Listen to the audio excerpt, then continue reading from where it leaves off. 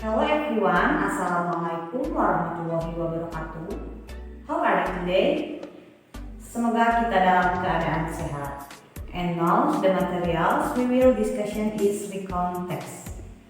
Kompetensi inti atau disebut juga dengan KI. KI di sini adalah memahami pengetahuan faktual, konseptual, dan prosedural berdasarkan rasa ingin tahu tentang ilmu pengetahuan, teknologi, seni, budaya terkait fenomena dan kejadian tanpa mata.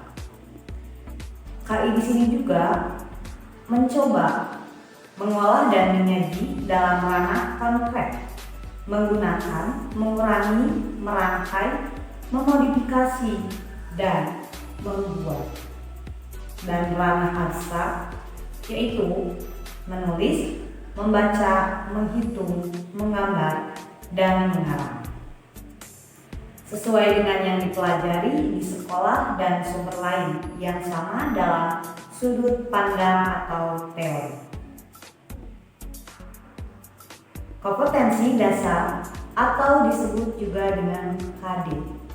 KD di sini adalah membandingkan fungsi sosial, struktur teks, dan unsur kebahasaan beberapa teks personal record, lisan dan tulisan, dengan memberi dan meminta informasi terkait pengalaman pribadi di waktu lampau, pendek dan sederhana sesuai dengan konteks penggunaannya. Teks recall menangkap makna secara kontekstual terkait fungsi sosial, struktur teks, dan unsur kebahasaan. Teksikon lisan dan tulisan.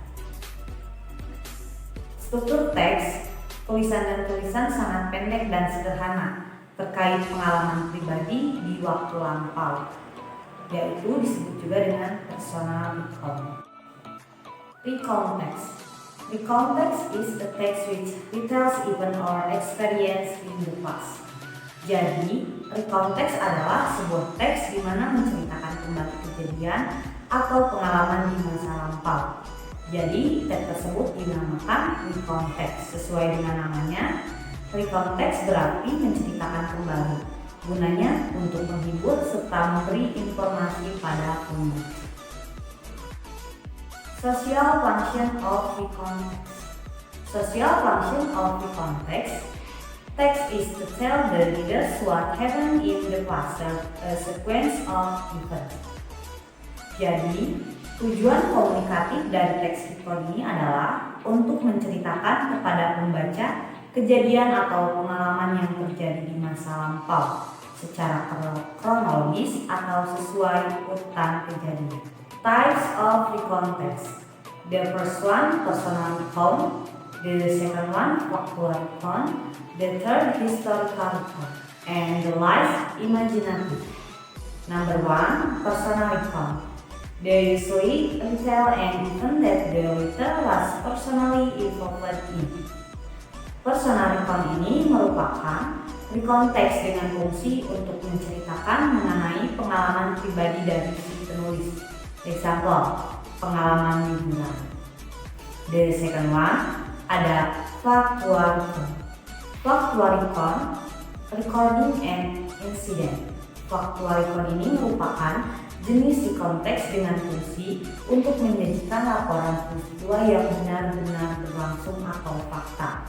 For example, laporan ilmiah, laporan kehilangan, dan yang lainnya. The third yaitu historical recall. Historical recall is a form of recall text that tells the story of historical events. Jenis satu ini menceritakan mengenai sejarah, baik itu cerita bersejarah, tempat bersejarah, hingga benda bersejarah. For example, sejarah Candi Prambanan, sejarah Candi Borobudur. And the last, imaginative. Imaginative is a context that has a function to tell imaginative stories. Jadi, imajinatif merupakan jenis konteks dengan fungsi untuk menyajikan kisah nyata yang sudah terjadi dan dituangkan dalam suatu kisah imajinatif. Generic structure of recall text. The first one, orientation, disebut juga dengan pembuka. gives the readers about the background information need to understand the text as well as involved. Jadi, memberikan informasi mengenai latar belakang yang dibutuhkan untuk dapat memahami sebuah teks, seperti siapa yang terlibat, di mana hal tersebut terjadi, serta kapan hal itu berlangsung. The second one, creative events. A series of events ordered in a chronological sequence. Jadi, serangkaian acara yang kemudian disusun dengan urutan kronologis. For example, in the first day and in the next day.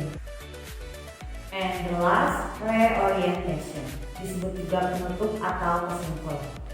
A personal comment about the events or what happened in the end. Tahapan terakhir ini adalah tahapan pengulangan dari penjabaran cerita yang ada pada tahap sebelumnya.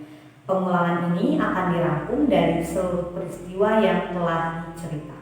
Dan ini adalah contoh dari konteks yang termasuk ke dalam personal recount.